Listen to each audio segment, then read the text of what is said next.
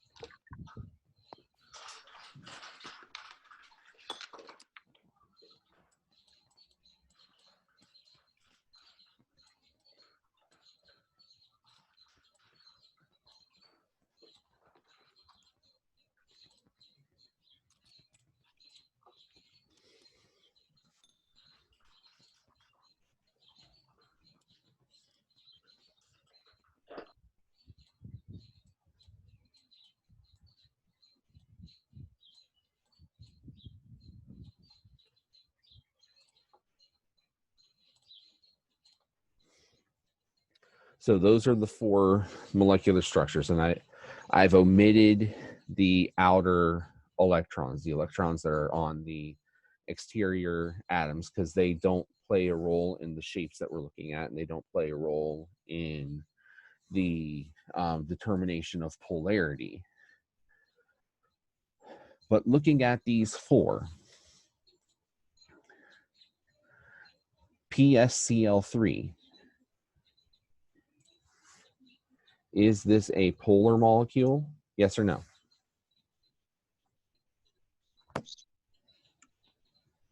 Yes.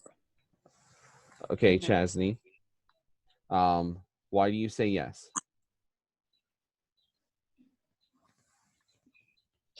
I don't know if it's because it's not the same. It's not the same element to be non-polar. I mean, to not be polar. Okay, so that's a key point. What we're looking for is an element of asymmetry. So something in the structure, in the shape, that is different, that makes one of the positions in the structure, in the shape, different from the others. And so our element of asymmetry in this case is going to be the sulfur. Oh, yeah, I said phosphorus to sulfur. Okay. So if I had chlorines in all of those positions in this tetrahedron, then we would be accurate in saying that it is nonpolar. However, substituting a sulfur in for one of those chlorines makes a difference and is going to make this asymmetrical and therefore polar. Okay, what about our second one, our IF4 minus? Is this polar? No. Okay, explain. It looks pretty symmetrical and it's all the same element. Okay, so again, we're looking for elements of asymmetry here, and your first instinct might be to say, oh, well, the lone pairs make it asymmetrical, but we have to consider that the lone pairs are symmetrically applied on those axial positions, and that in the equatorial positions, all four of those positions are exactly the same. They're all being occupied by fluorine.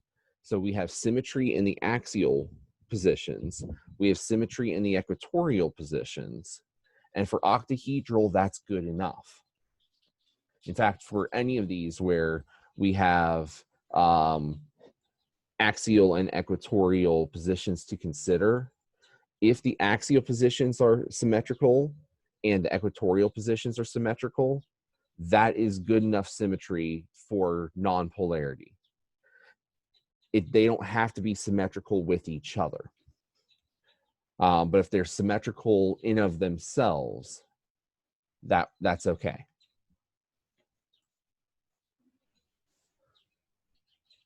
Okay, let's look at the third one. IF4 plus. Is it polar?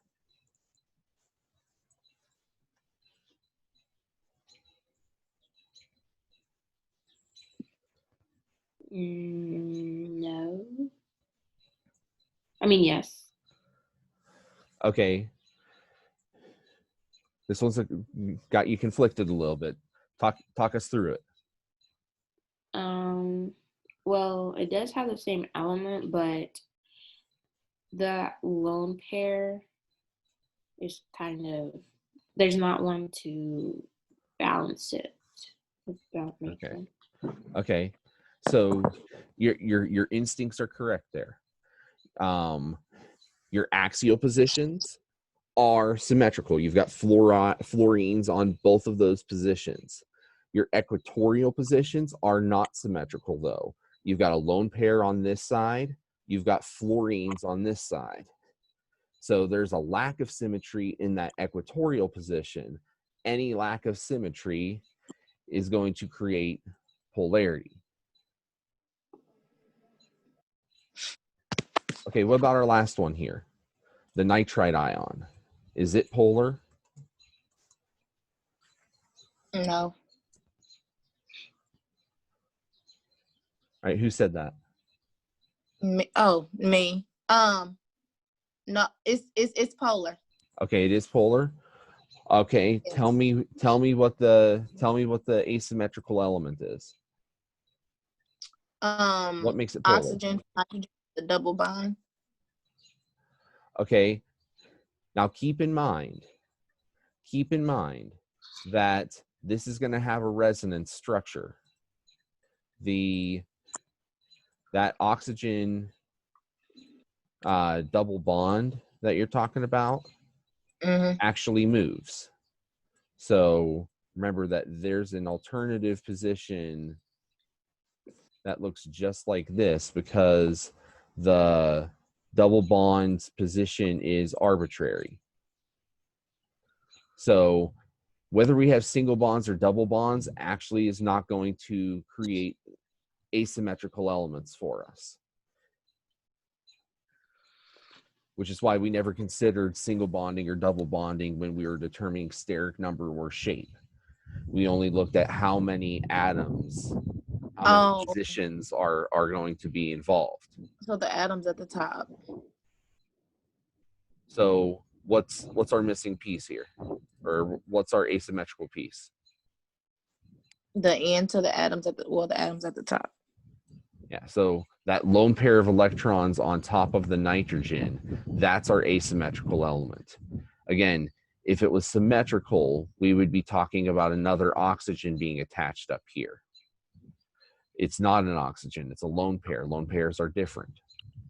As a result, we've got asymmetry here, so we do have polarity. So any questions about polarity before we move on? No. What did you say? What the I4 minus? What did you say? So the I4 minus is nonpolar. And the reason why is we have symmetry in the two different parts of that shape. We have symmetry in the axial plane, where we've got lone pairs of electrons on top and on bottom. And we have symmetry in that equatorial plane, where we've got fluorines in all four positions. Okay. And so for any of these, for the octahedral or for the trigonal bipyramidal domains, if we have symmetry independently in the axial and equatorial positions, that is enough to say that it's nonpolar. The axial and equatorial positions do not have to be symmetrical with each other. So I don't have to have IF6 here just to have symmetry. If the axial and the equatorial positions are both equivalent within themselves, that's symmetrical enough. Mm-hmm. All right. Any other questions?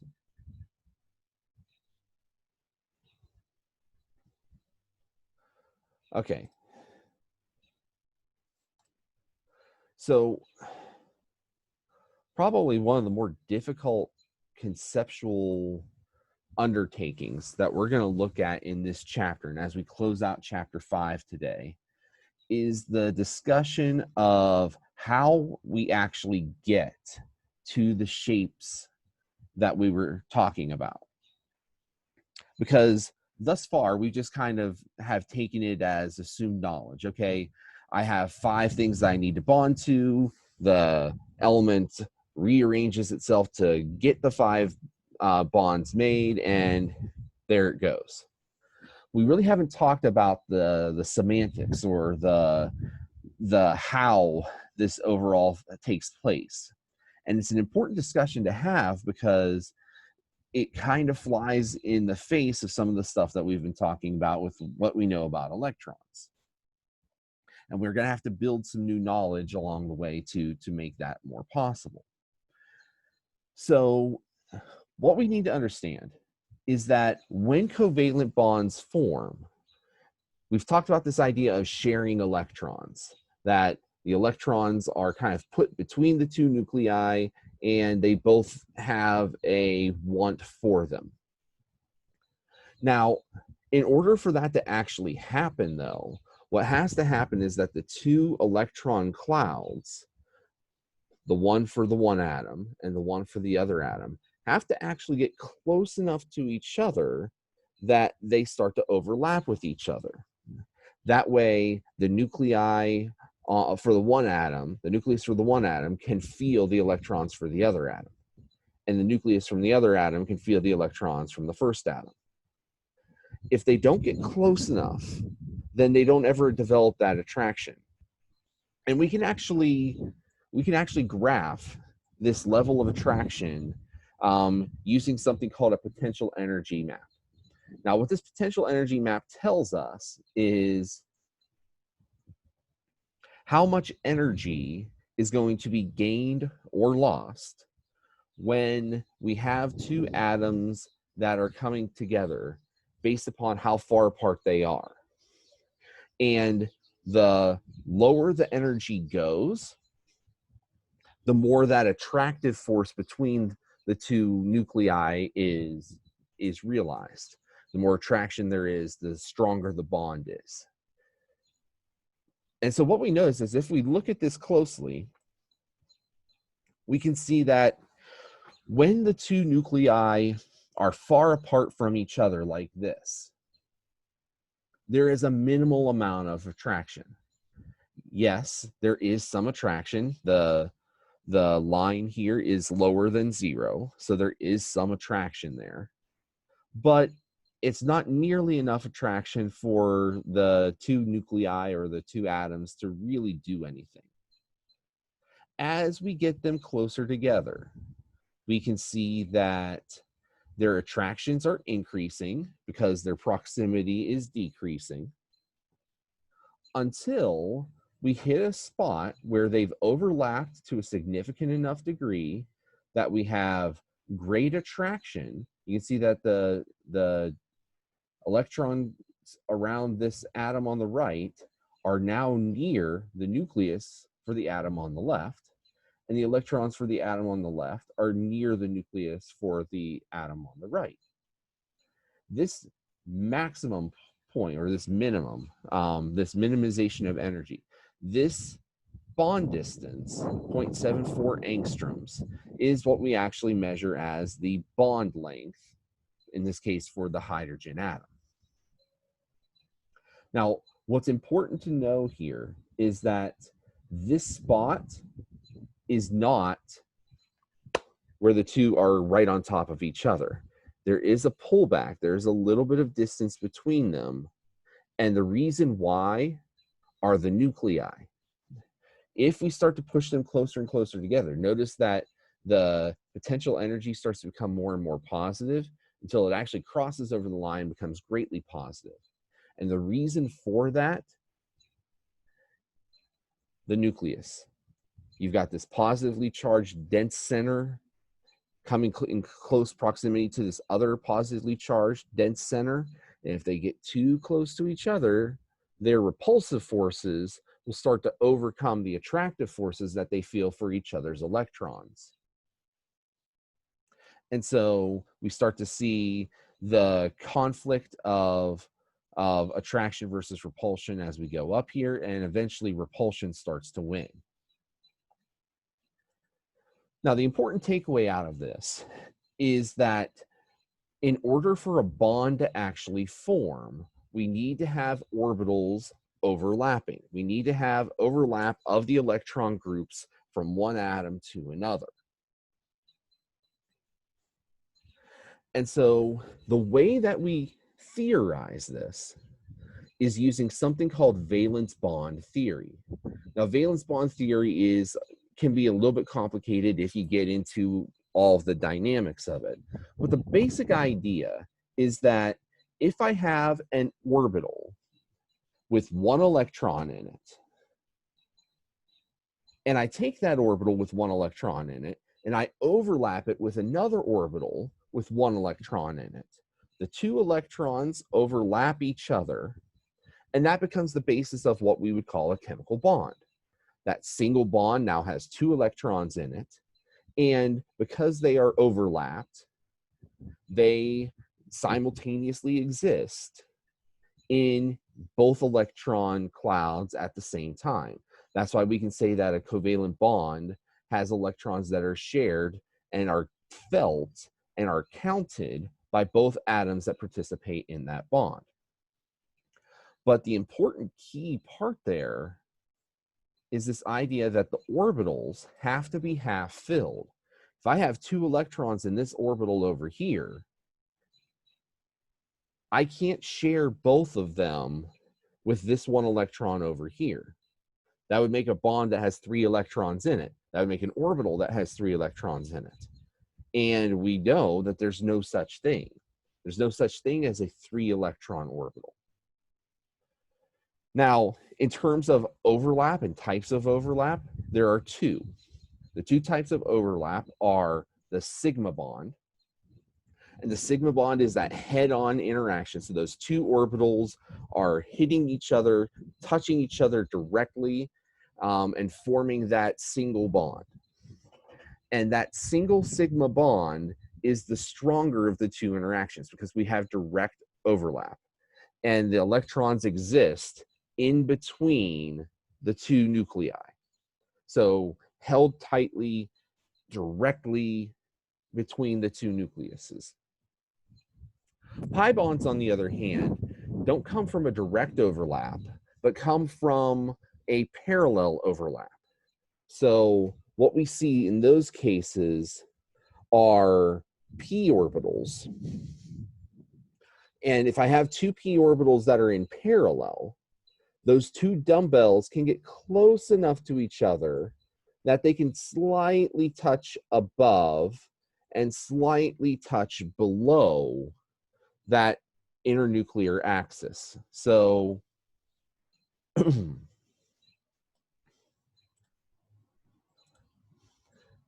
so another way of visualizing this, for sigma bonds, I've got kind of like your classic Venn diagram. I've got two orbitals that are touching and overlapping each other directly. And so if I look at,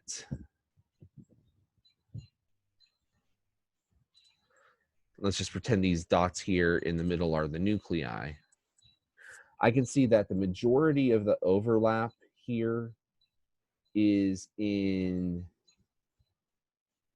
the space right between the two nuclei.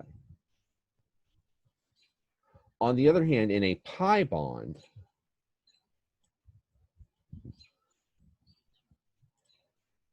I've got these p orbitals.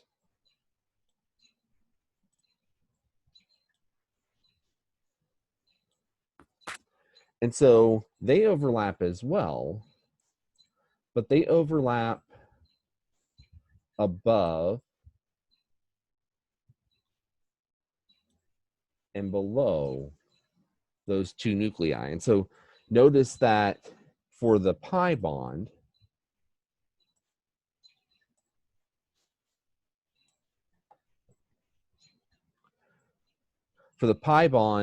there's virtually no electronic action between the two nuclei.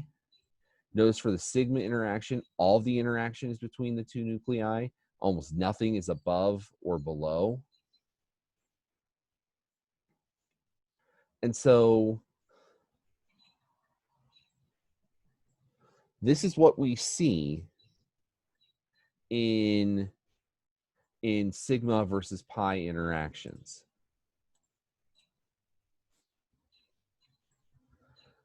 Now, as you might expect, the parallel interactions of those pi bonds, because we can't get these too close to each other, you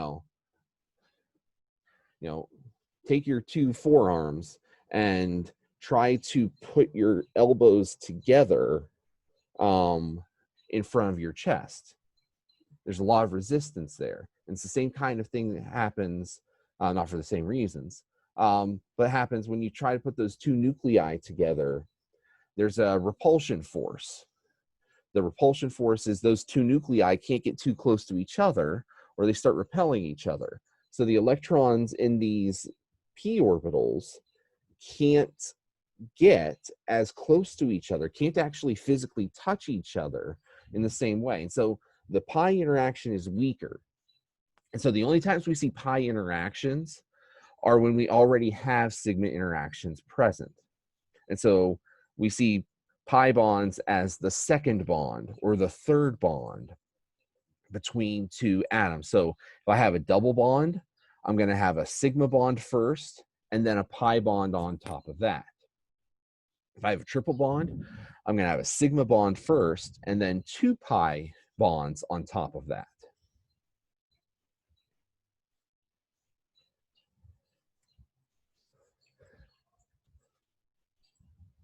And so with our understanding of atomic orbitals and quantum theory from chapter 3,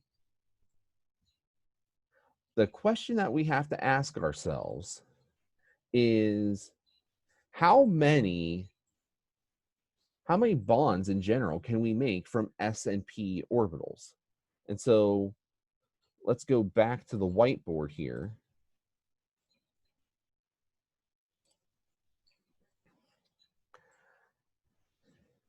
If I have my s orbitals,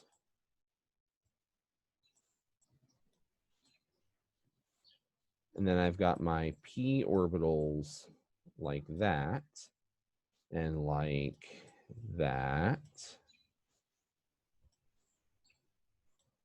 and like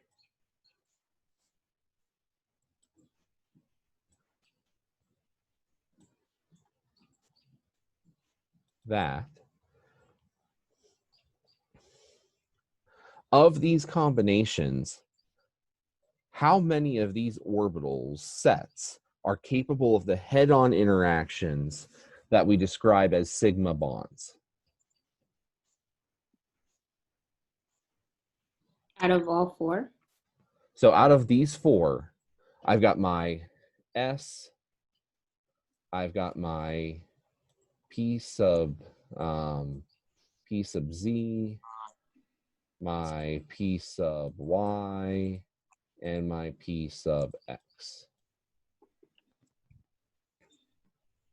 So I've got four sets of atomic orbitals.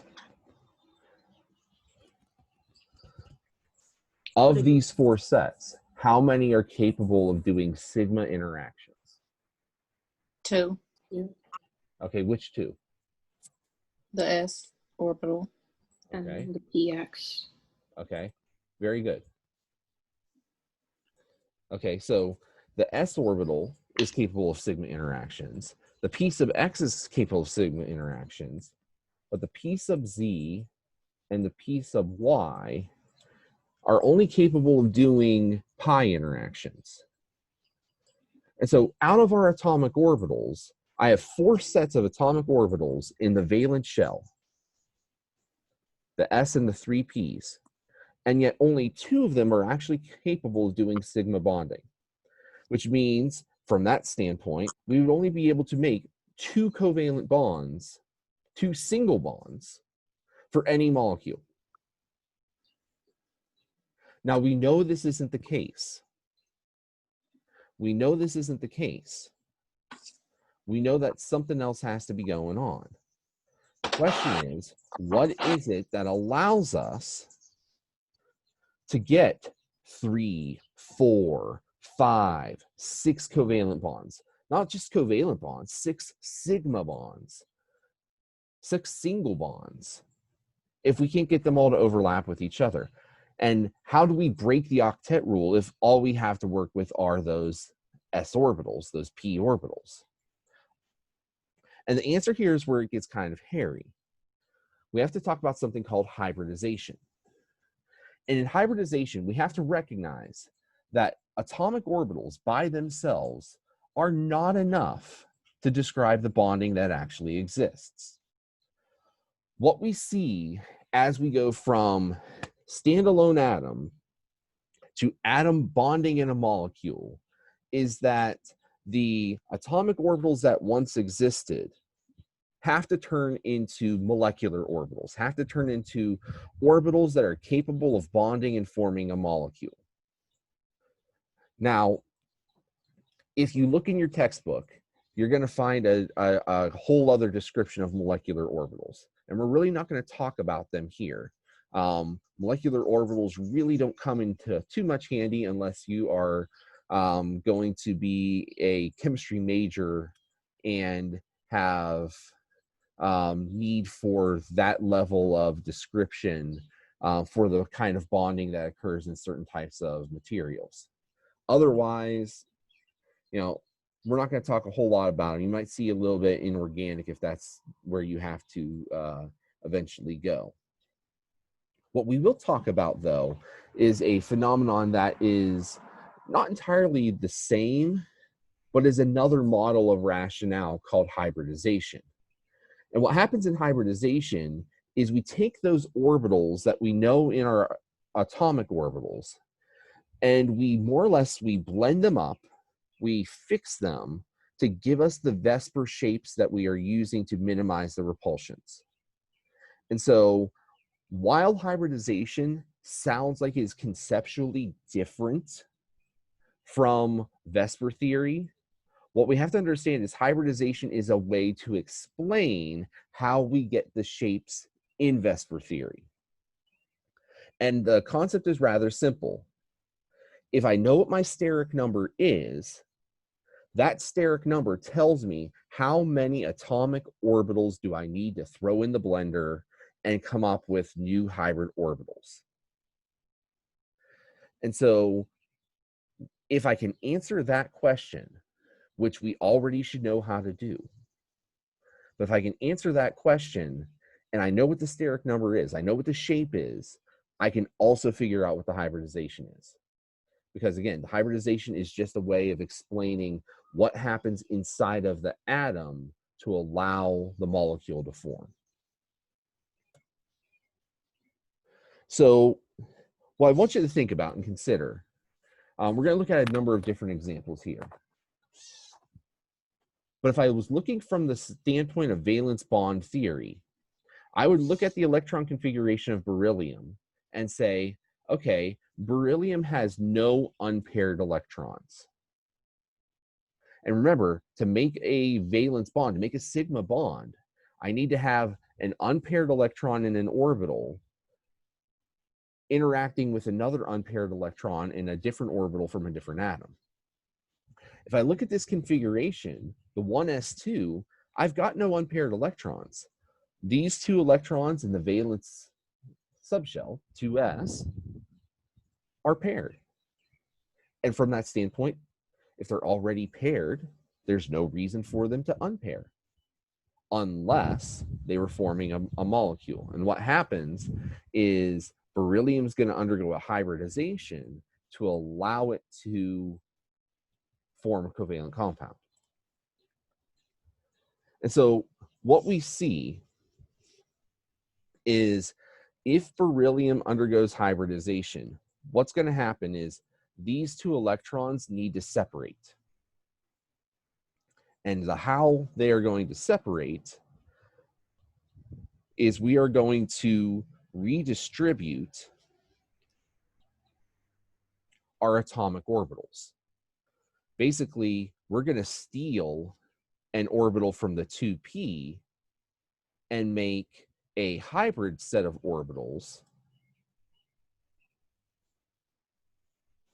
known as sp. So second energy level sp hybrid orbitals. And now we have two boxes for those two electrons to fit into. 1, 2.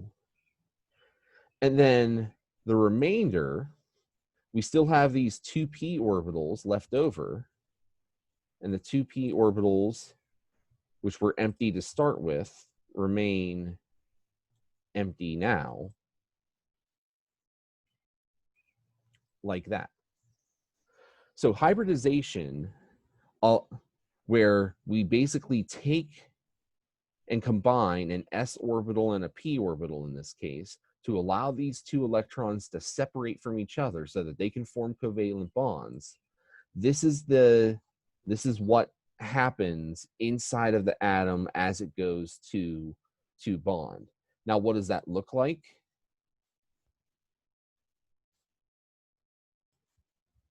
Well, if I combine that s orbital and that p orbital together, what they do is they form two hybrid orbitals.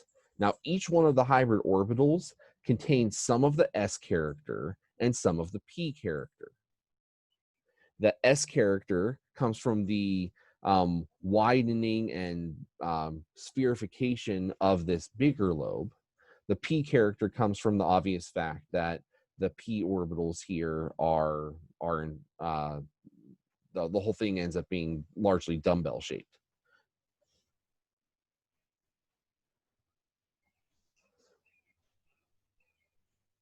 So in hybridization, we went from separate s and p orbitals to now s and p orbital, or excuse me, sp hybrid orbitals that are capable of carrying those two electrons and allowing them to bond.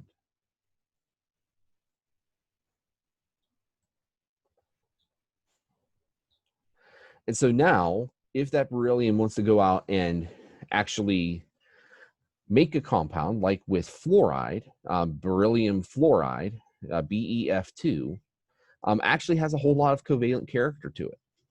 And so we can see that the bonding here has covalent nature to it. We've got the sp hybrid orbitals in beryllium overlapping with the 2px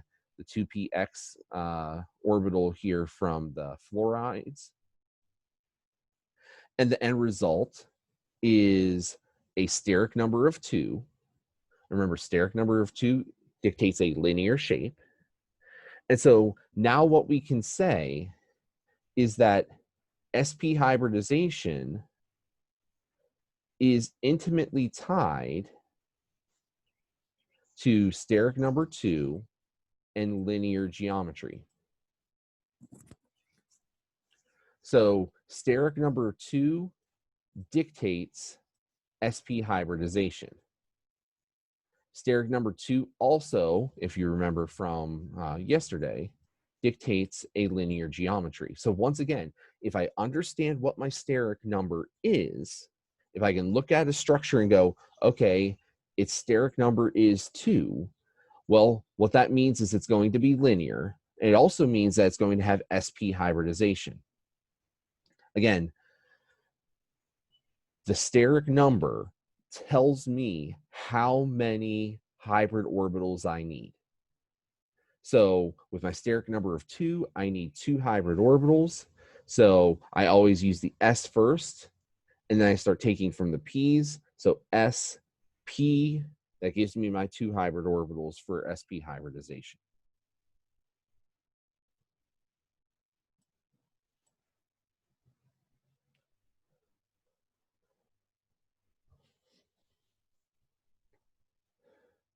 And so as I showed you on a previous slide, the hybrid orbitals here allow those 2 electrons in the 2s to separate. And so the end result is that I have hybrid orbitals that are still higher in energy than the 1s. So they're not core electrons. They're still valence electrons, but they're definitely lower in energy than what the 2p was by itself. So if you think about our filling principle, the Aufbau principle, we were told that the 2s is lower in energy and the 2p is slightly higher in energy. Well, by making hybrid orbitals, we're kind of bringing them closer to the middle. So the hybrid orbitals are a little bit higher in energy than the 2s, but they're definitely lower in energy than the 2p in this particular case, which allows them to fill those positions here instead of these positions here in the 2p. These are still lower in energy.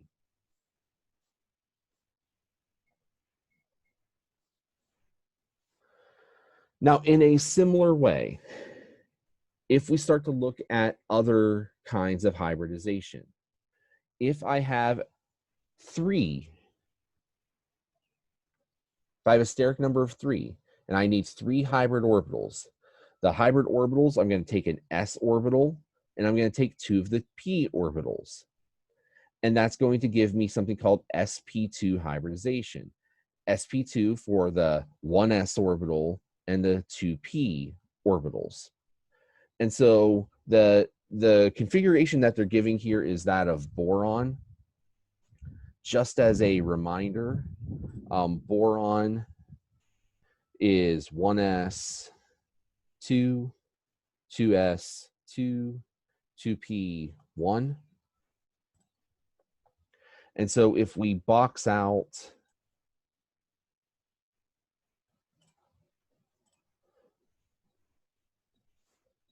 its orbitals and do an orbital diagram just of the valence shell,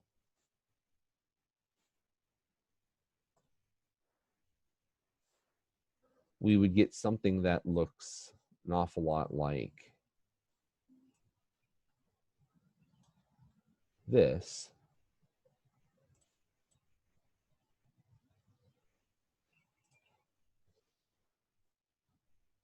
Where it's 2s2 and 2p1.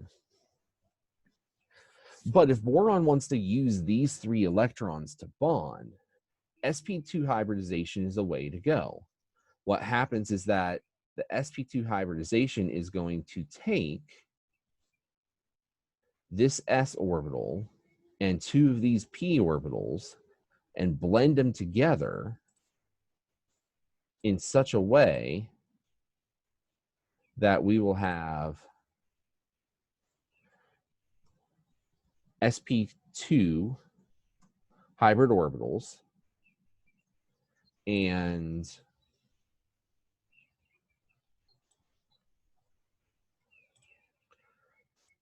since I've taken 3 orbitals now, my hybridization plan is going to have 3 orbital boxes in it. My 3 electrons get distributed evenly. 1, 2, 3. And now I have 3 unpaired electrons with which to make 3 covalent sigma bonds. Now the hybridization here, again, the lobes look very similar to what we saw in SP, but because there are now 3 of them, they're going to orient themselves as far apart as possible. The sp2 hybridization yields a trigonal planar shape.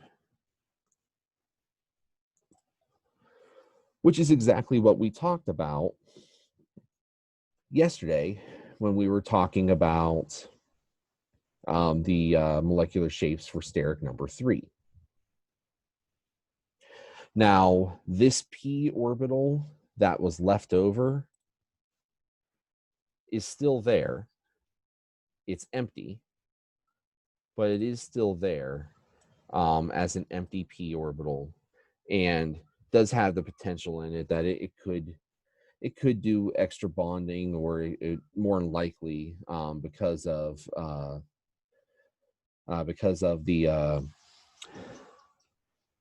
the formal charge, it'll likely just stay empty. Boron is one of those rare, and we saw this in beryllium as well. Beryllium, if it does form covalent compounds, will only ever make 2 bonds. Boron, similarly, when it makes covalent compounds, rarely makes more than 3 bonds because of its formal charge. And it's a weirdness in the octet rule, but it's a consistency from that formal charge standpoint. 3 bonds out of 3 valence electrons makes a 0 formal charge.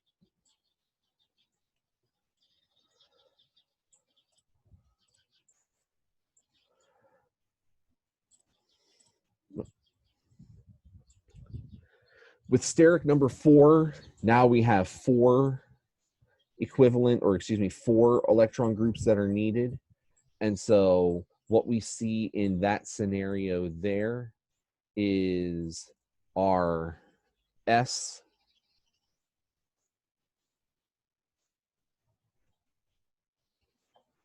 and our P orbitals completely and totally combine. So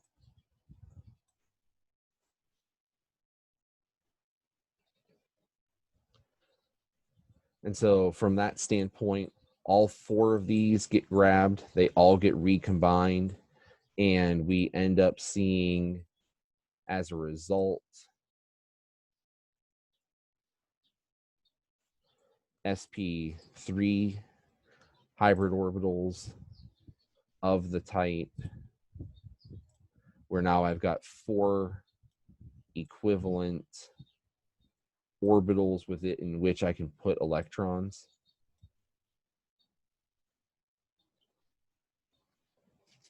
And so sp3 is probably the most common hybridization, because not only does it include things that are bonding, like if I have carbon, which is 2s2, 2p2, those 4 valence electrons in carbon can become 4 bonding electrons in sp3 hybridization. But for others as well, what we saw with nitrogen, let's just take that as an example actually here. If I have nitrogen, which is 2s2, 2p3, when this goes through the hybridization, those 5 electrons come over, 1, 2, 3, 4, 5.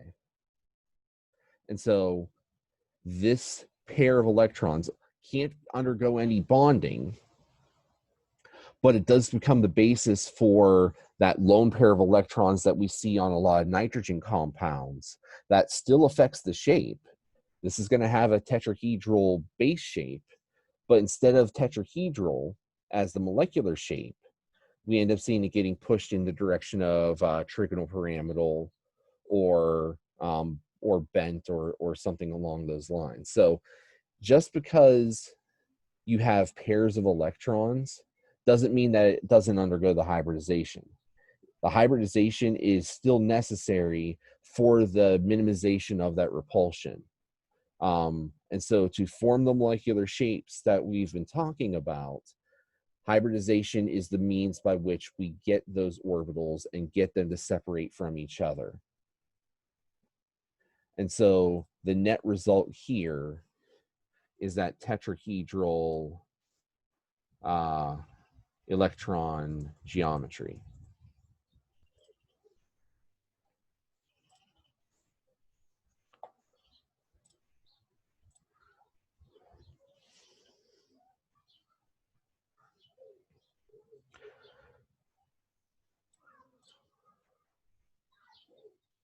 All right, any questions so far? No.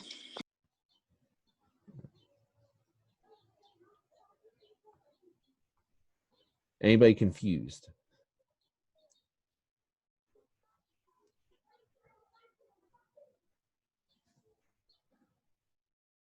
If you are, that's okay. As I said, this particular part of this chapter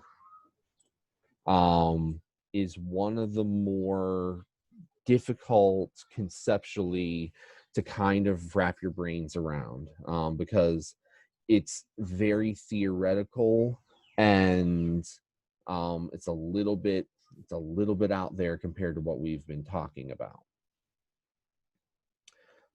Let's talk a little bit about expanded octets. So if we have to go beyond 8 electrons for whatever reason, we need steric numbers 5 and 6. We cannot do steric numbers 5 and 6 without integrating the d orbitals into the hybridization scheme. And in that process of doing so, we are creating other sets of orbitals. Now, again, the hybridization that we're going to talk about directly comes into the trigonal bipyramidal shape, if the steric number is 5, or the octahedral state if the steric number is 6. But what we're going to see is, as we're growing, all we're doing is grabbing more orbitals along the way. In the case of the expanded octets, we're grabbing d orbitals to provide us the extra space to allow those extra sets of bonds to form. And that's ultimately the reason why you have to have the third energy level at your disposal. You have to be in the third period in order to go beyond the octet rule, because without it, you have no way of getting those extra orbitals without drastically increasing your energy.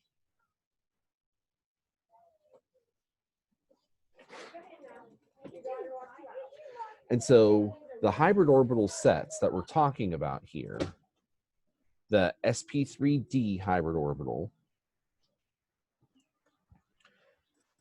comes in when we have steric number 5. Again, that should make sense. If I have steric number of 5, that means I need 5 electron groups, which means I need 5 hybrid orbitals. So if I count the s and the 3 p's and the 1d, that gives me the 5 that I'm looking for. And they arrange themselves into that trigonal bipyramidal shape.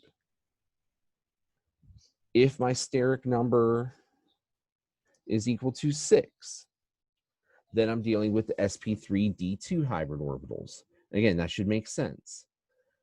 Steric number 6 means I need 6 electron groups, 6 hybrid orbitals. So I got 1 from the s, I got 3 from the p's, and if I add 2 more from the d's, that gives me the 6 that I'm looking for.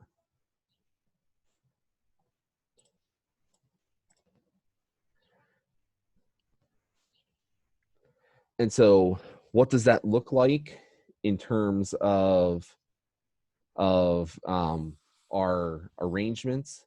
So let's take phosphorus, for example. In the phosphorus, if we grab the s, the p's, and 1 of the d's, the 5 electrons in phosphorus are able to spread out in the 5 hybrid orbitals and create 5 sigma bonds.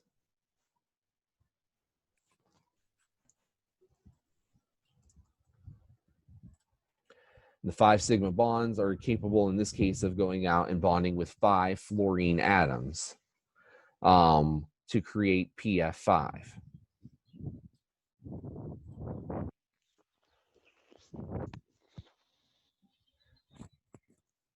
In the case of SF6 for sulfur hexafluoride, I have 6 valence electrons in sulfur that I need to spread out all of them. So I take the S, I take the P, I take 2 of the Ds, and that hybridizes to give me 6 hybrid orbitals, the sp3d2 hybrid orbitals.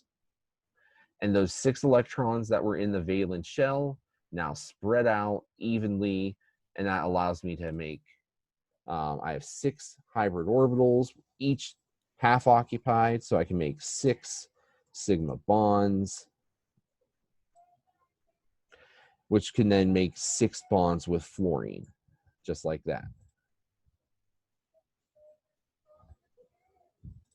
So overall, as I've mentioned before, the relationships all are intertwined here with our hybridization steric number molecular shape.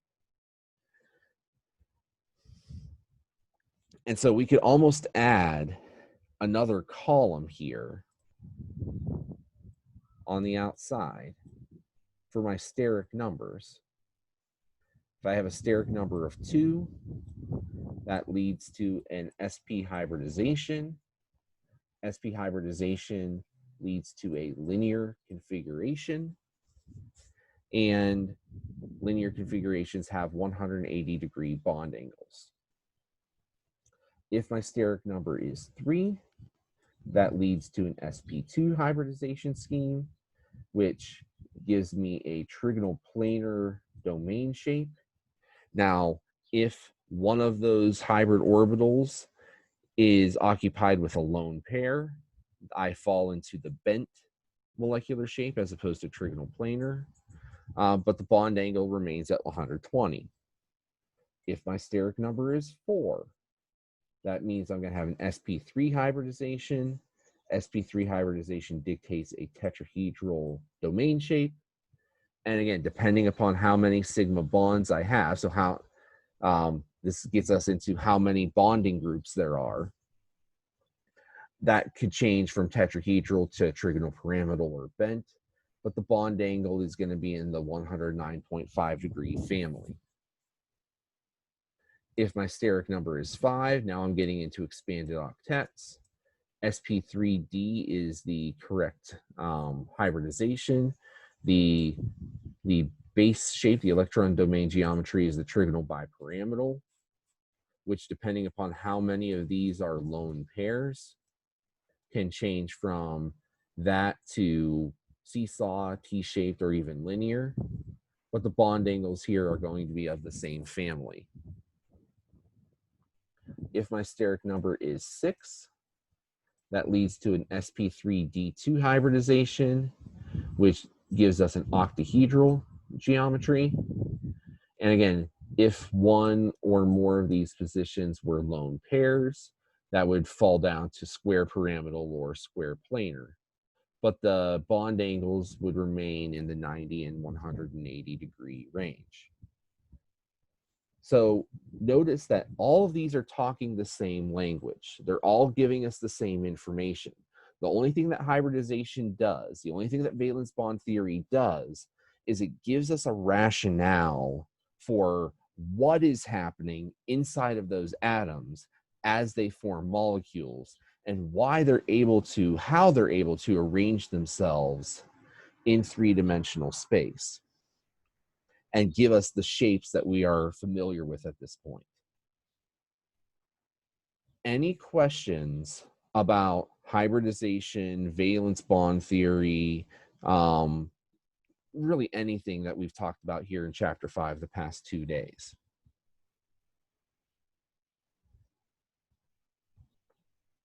Not at the moment. I don't have any. Okay.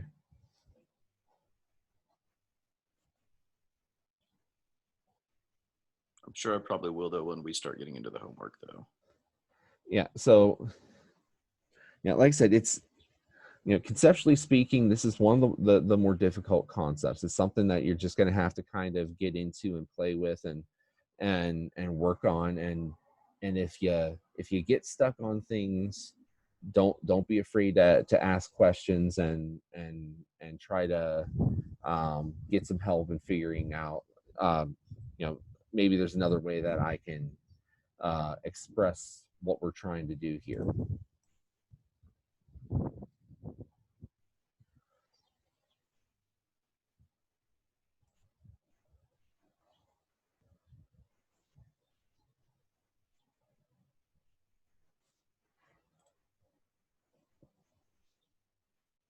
But let's go ahead and take a brief break here.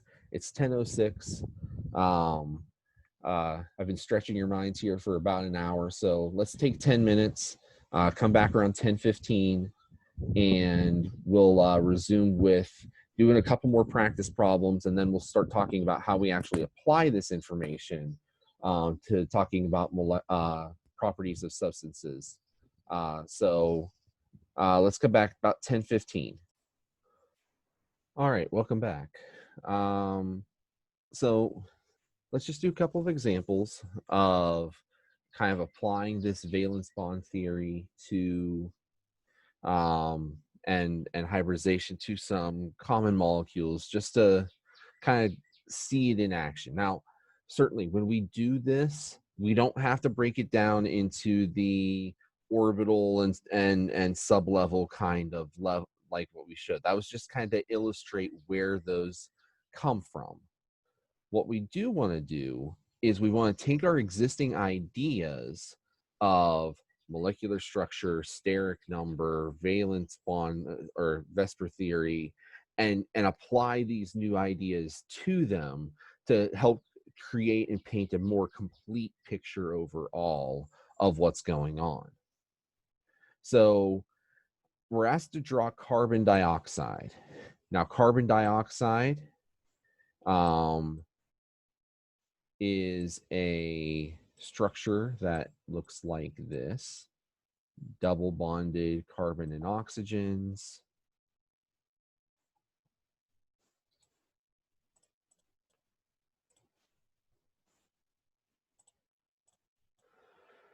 Now, what it wants us to do, we are supposed to determine the hybridization on the carbon and on the oxygens and describe the types of bonds that exist in this molecule. Okay, so let's actually start with the second question here, because the second question here is actually something we can do without evaluating steric numbers, without evaluating anything else. If I look at this double bond right here, I know that every bond, every set of covalent bonds that exists between two atoms always starts with one sigma bond. So I know I'm going to have a sigma bond. I also know I'm going to have one pi bond because this is a double bond. 1 plus 1 gives me 2. That's the 2. That's my double bond. So in this double bond right here, I have a sigma bond. That was the first bond. And I have a pi bond. That was the second bond. And the same can be said here as well.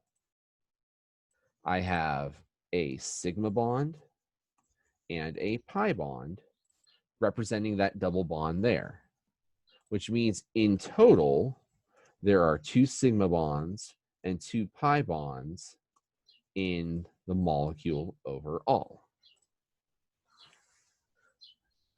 And so that's the kind of bond evaluation that you'll be asked to do. Often when you get questions like these, you'll be asked, okay, how many sigma bonds are there? Or how many pi bonds are there? Or you'll be asked about an individual. So for the bond between carbon and oxygen, how many sigma bonds and how many pi bonds are there? And there's a variety of different answers, but only one correct answer. It always starts with one sigma bond, and then we can add pi bonds as necessary if I have a double bond or a triple bond. So that's the first thing. Now for the second thing, we want to know the hybridization of the carbon and the oxygen rather. For that, we need to go to steric numbers. So let's do the carbon here in green. For this carbon,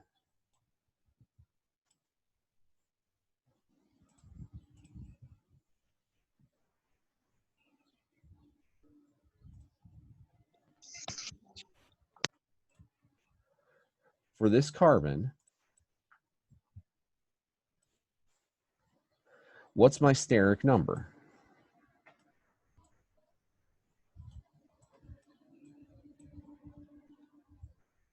Well, same way we evaluated it before.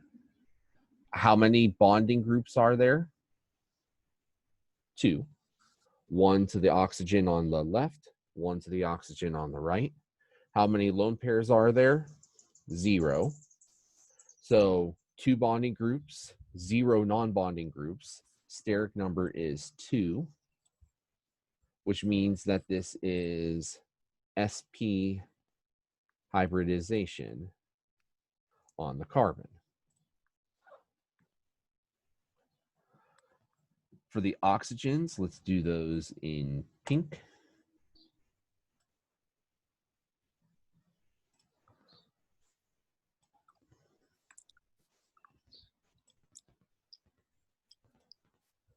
Steric number is 3 because I have 1 bonding group to the carbon and I have 2 non-bonding groups, the 2 sets of electrons there.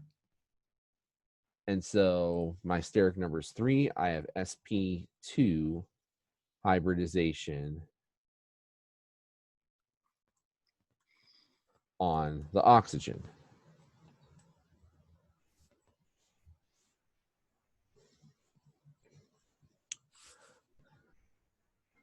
And just for fun, we'll go and do the other one here in purple.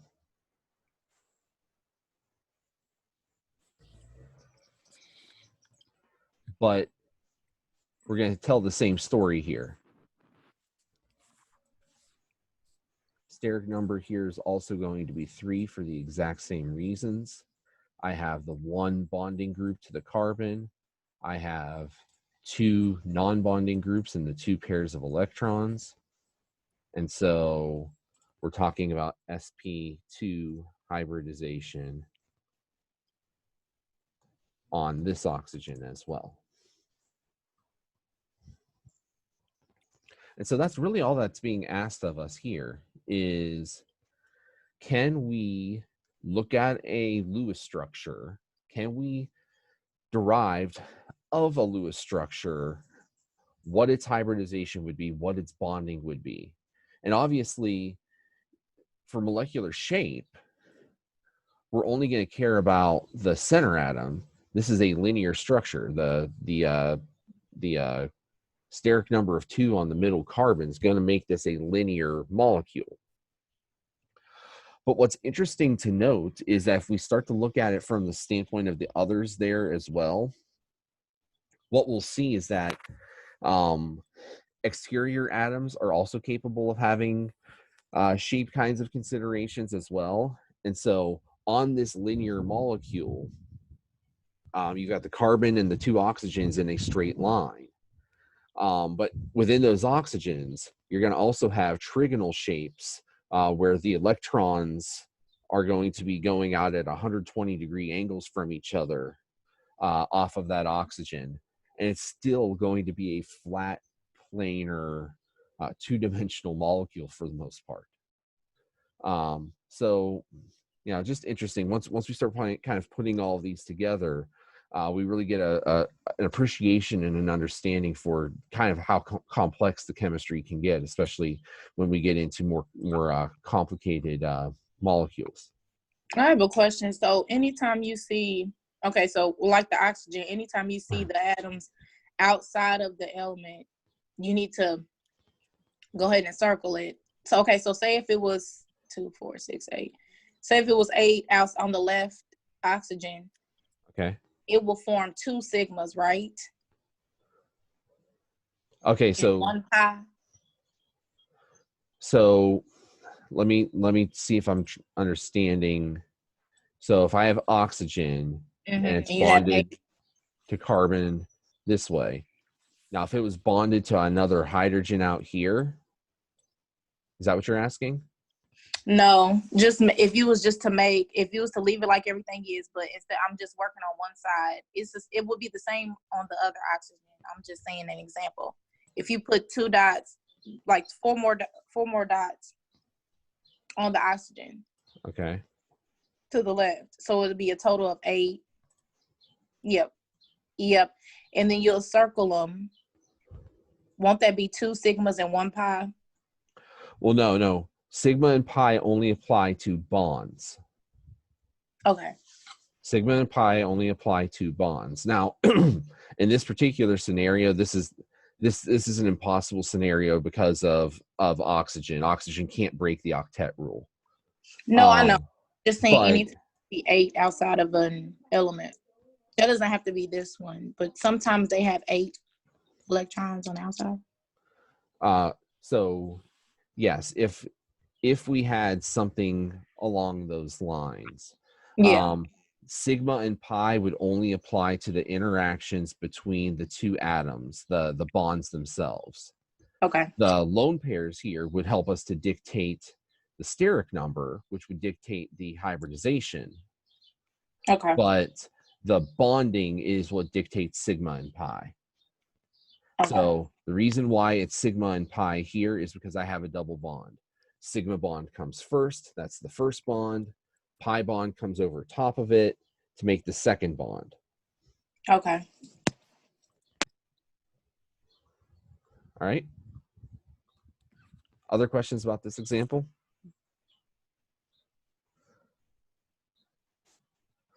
All right, let's move on. And I want you to try this one on your own here.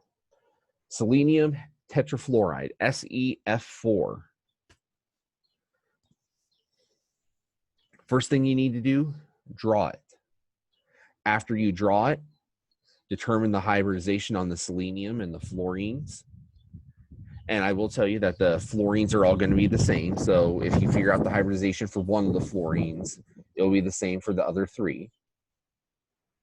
And then I want you to go into how many sigma bonds are in the molecule, how many pi bonds. So if you want to talk your way through this and kind of rationalize it with each other, go ahead. I'm going to kind of step out of the way here and let you think a little bit before I start helping you out.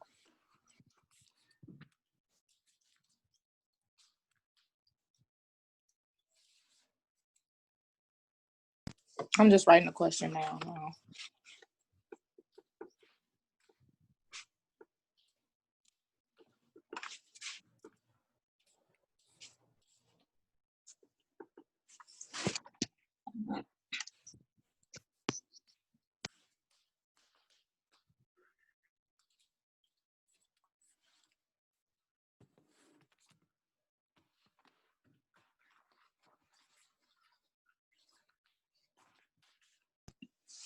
Okay, for the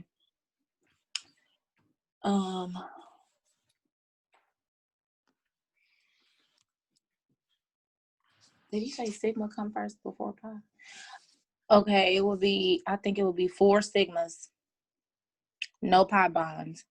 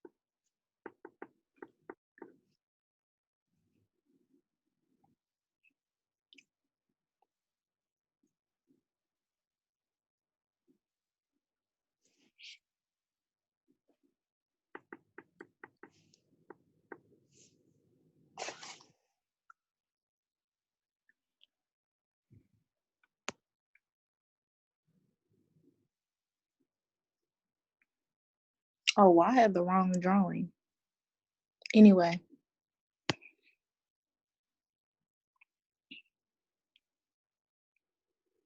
But I still think 4 sigmas and 0 pi bonds.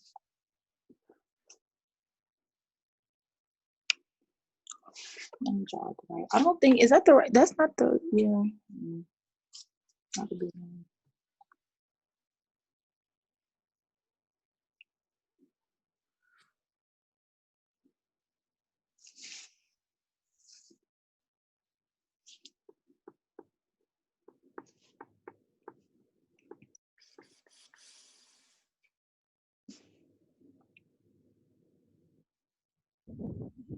All right, since there's not a whole lot of chatter here, I'll chime in so far. So, you know, Chasney, you're right. There's 4 sigma and 0 pi.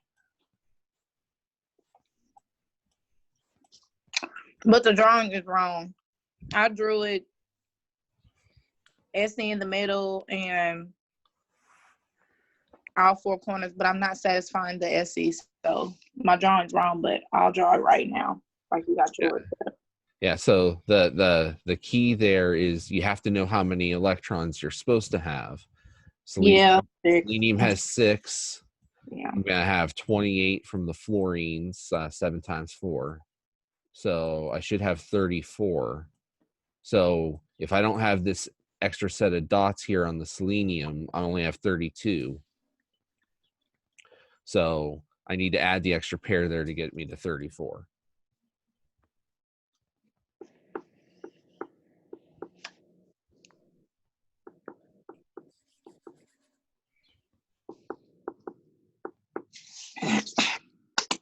The question here is, what are the hybridizations? Now that I don't know. I mean, 1. Is it supposed to be a number? So what I need to know is, what are the hybrid orbitals here? So now to know that, the number you're looking for is the steric number. So the steric number for the selenium would be what? 2. How do we get steric number? It'd be 6. Still not No, there. no, sorry, 5. It'd be 5. Oh, okay. Remember, Oh, the bonds. Yes, you did. Bonds. It's Yeah. bonds plus electron pairs. So the selenium has 4 bonds and 1 electron pair. So that's 5 in total. So steric number is 5, which means what kind of hybridization?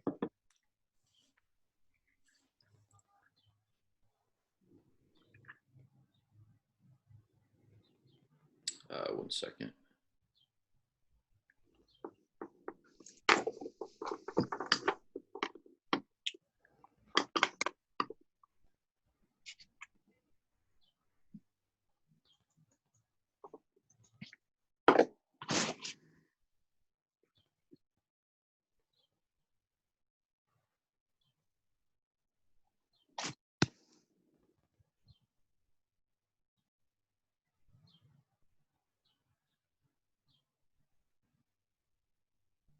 All right, what orbitals do we hybridize first?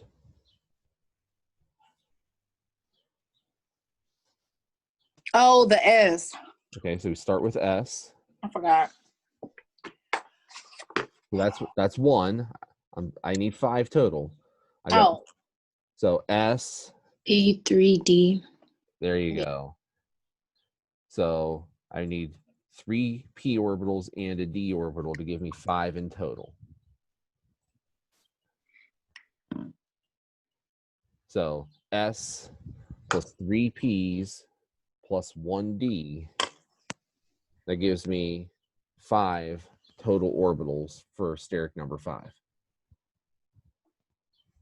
Okay, so what about the fluorine?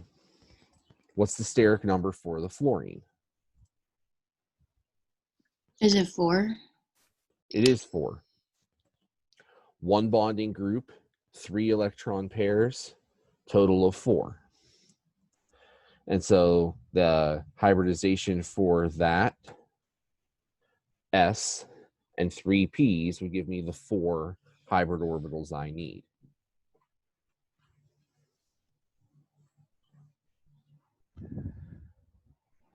So now, with that said then, what would be the shape of the selenium tetrafluoride?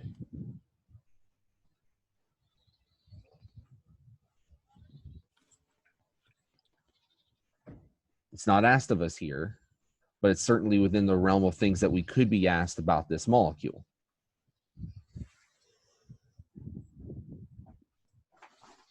Triangular I don't know how to pronounce it. Pyramidal. So the electron geometry would be trigonal bipyramidal. Is that its molecular shape? Oh, no, it's Is it seesaw? It is seesaw. And the bond angles would be less than 90, less than 120, less than 180. Because of that electron pair there. So can you see how this all kind of comes together?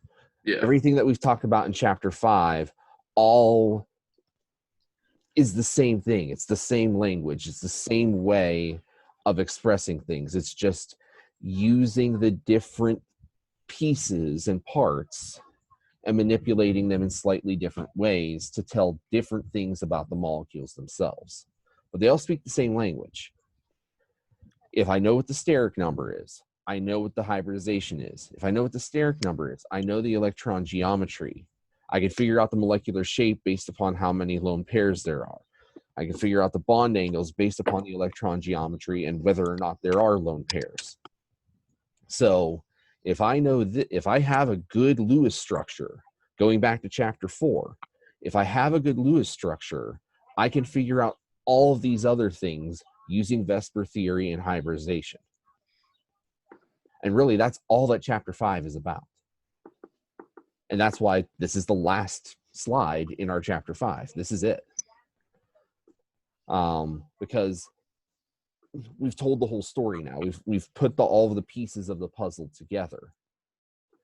And what we're going to talk about in chapter 6 is how we can use these pieces, how we can talk about those things that we talked about yesterday and a little bit today about polarity, and start to use that information to describe what's going on inside of a substance in terms of its physical properties. Any questions here about chapter 5 before we put it away? No.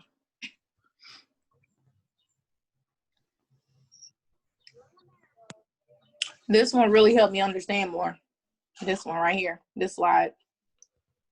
Yeah, they're all related. Okay, let's get out of here then. And we've got just a little bit of time, about 10-15 minutes or so.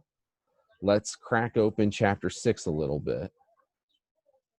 And that'll help us to kind of get a jump on tomorrow's material. And I'll tell you, chapter 6 is short. In fact, if you look at the schedule, chapter 6, basically this 15 minutes here plus tomorrow's lecture is supposed to be it for chapter 6. It's really just an applications chapter. We're going to take what we have been doing the past 3 or 4 days and apply it to talk about physical properties. Now, if we need to spill over into Monday a little bit, it's not that big of a deal. But just understand that that's You know, these next two chapters, chapter 6, chapter 7, are relatively short chapters, and so we're gonna be buzzing through the material, and it's gonna seem like we're buzzing through it really fast. In a normal 15-week semester, we would probably would have spent about a week's worth of lectures on chapter 5, 2 or 3 lectures on chapter 6, 2 or 3 lectures on chapter 7. Because of the way this course is structured, 2 or 3 lectures is about a day and a half here. That's just the nature of our schedule.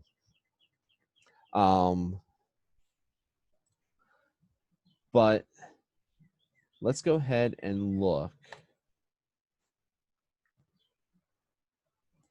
a little bit into chapter 6 here. And so just to kind of review where we just were and what we're trying to accomplish here. I've got 4 molecules drawn on the top of this slide. I've got 3 descriptions. I want you to match the description to the appropriate molecule based upon what we've done. And so talk it out with each other and see if you can come up with the correct pairings for these molecules versus those 3 descriptions. Go ahead and go.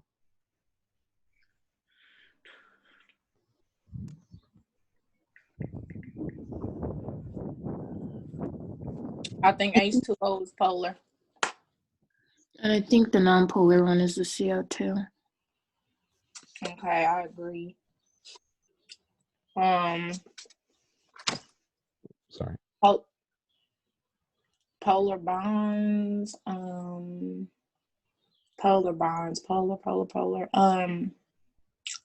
bonds. O2.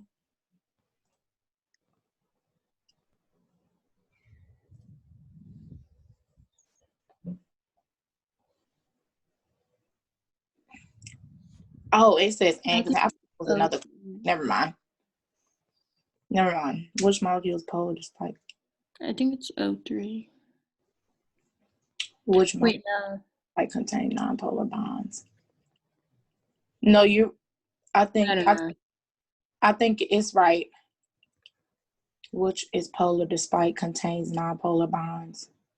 Yeah, O3. I think it's O3 too. Yeah, it'd be my guess.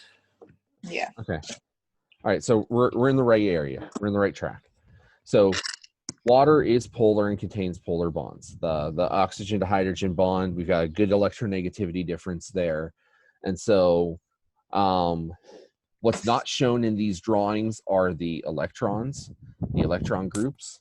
And so once we figure those in, remember that oxygen is going to have these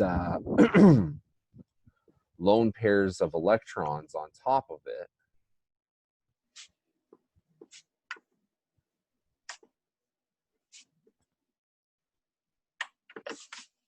That's what's causing that bent shape.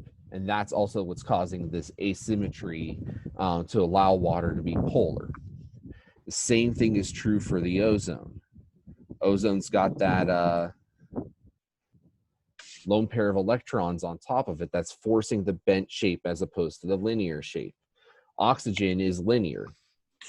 And so not only is the bond nonpolar, there's no distortion of those electrons in any kind of way. So it stays as a nonpolar molecule.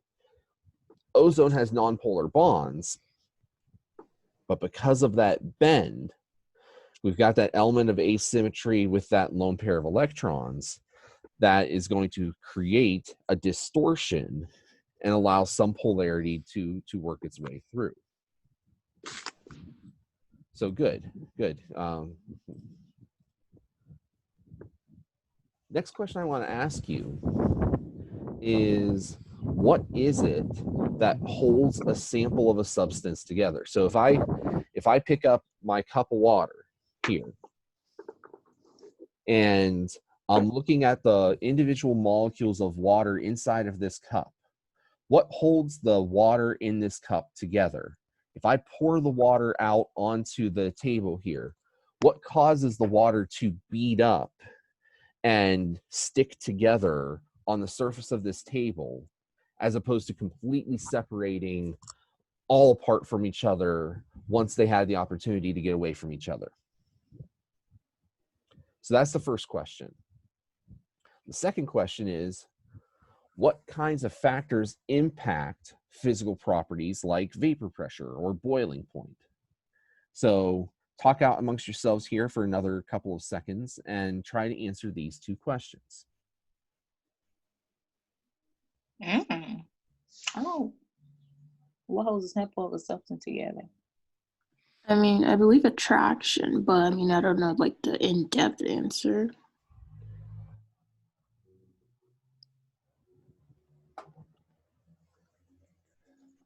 I don't know why energy is coming to my head, but I could be wrong. I mean, that does make sense. Attraction. I'm just jotting down your ideas. Okay, for the second one, what factors impact physical properties like a vapor, pressure, and boiling point?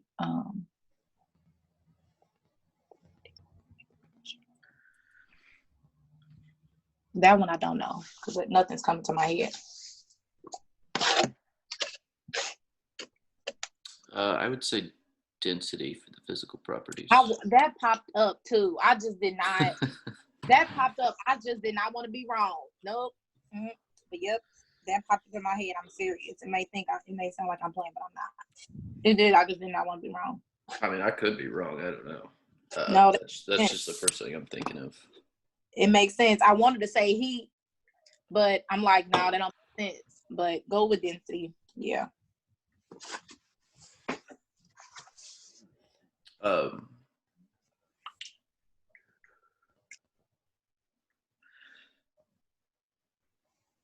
Okay. So yeah, that would also have to do with its thermal properties, diffusivity. I do believe it's called, how well it spreads heat.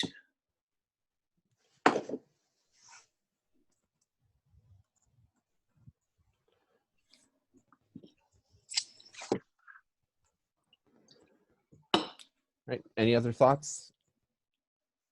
No. Okay. So we're right and wrong at the same time. That's where I like to be. We've got some decent ideas here. Let's try to expand upon them a little bit, because the answer that we're ultimately going for here are something called intermolecular forces. Now, intermolecular forces are attractive forces that exist between molecules of a substance. And so when we talk about intermolecular forces, it's very easy to get those confused with intramolecular forces. Intramolecular forces are what we were just talking about in chapters 4 and 5. Intramolecular forces are things like chemical bonds, things that exist within a molecule that help keep the atoms of that molecule associated with each other. Intermolecular forces are forces that exist between molecules. So if I'm looking at my water molecules here, I've got intramolecular forces that exist between the hydrogen and oxygen in the water, but I've got intermolecular forces that exist between the water molecules and other water molecules in the sample. And the strength of these forces is ultimately going to impact the other physical properties that we're talking about, things like vapor pressure, boiling point. You mentioned something about density, that there's an element to that as well. If we can get those molecules attracted to each other more, they can become more compacted. They can have a greater density. If they're less attracted to each other, they're less compact, they're more diffuse, then they're going to have lower densities overall. Now, again, an easy way of kind of thinking about intermolecular forces versus intramolecular forces, Um, I know most of you go to different colleges than VU. Some of you are VU students. Some of you are not. How many of you have ever participated in an intramural sport?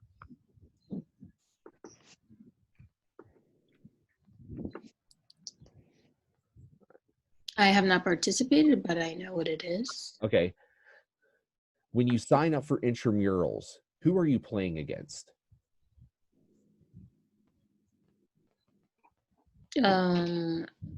Another team. But where is that team from? Your school. Okay, exactly. Intramurals are within a college. So if you sign up for intramural sports at VU, you'll be playing against other VU students.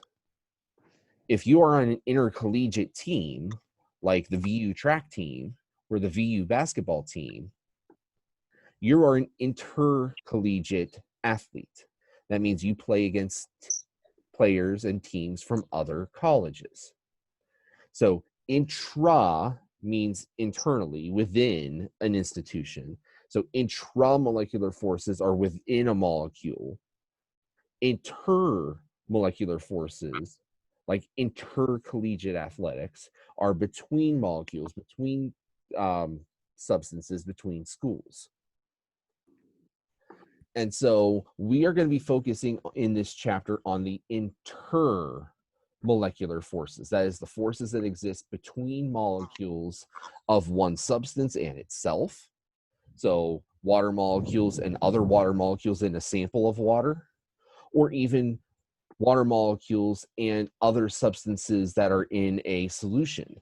So if I look at water mixed with alcohol, how do the water and alcohol intermix with each other? Those are also intermolecular forces. They are forces outside of the molecules that talk about how the molecules interact with each other.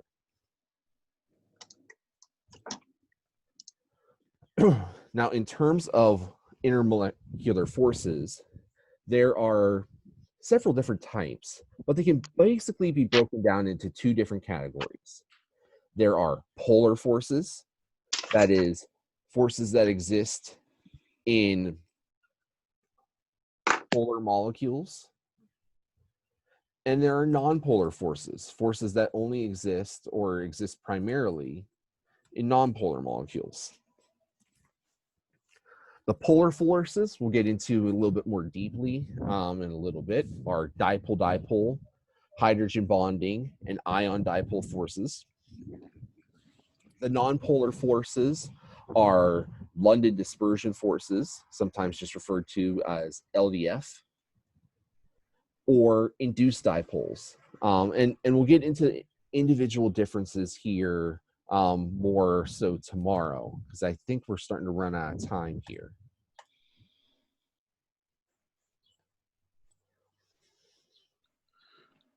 And so ultimately,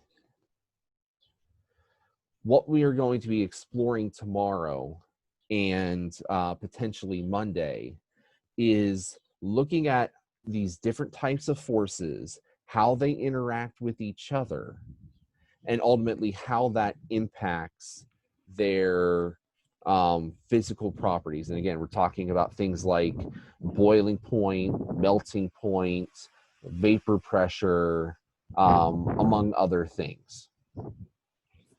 And so what I want to draw your attention to, there is an activity that I have in Blackboard. It's another one of those, it's there if you are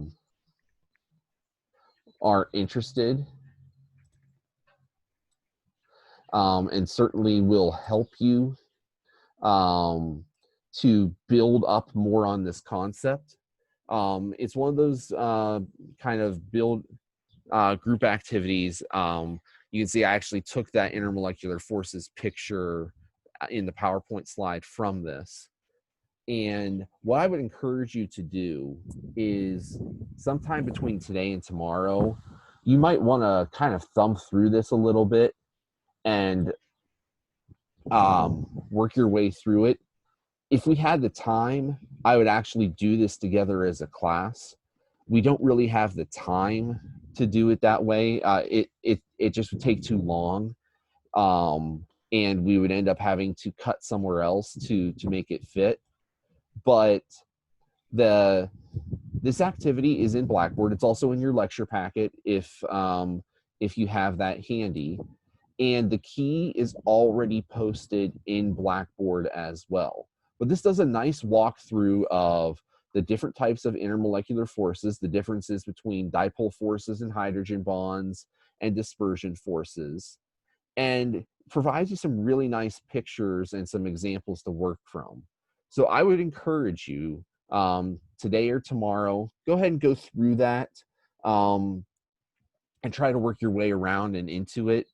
I think you'll be pleasantly surprised by how well you retain the material and have a better understanding of what I'm talking about, having done this activity rather than having skipped it.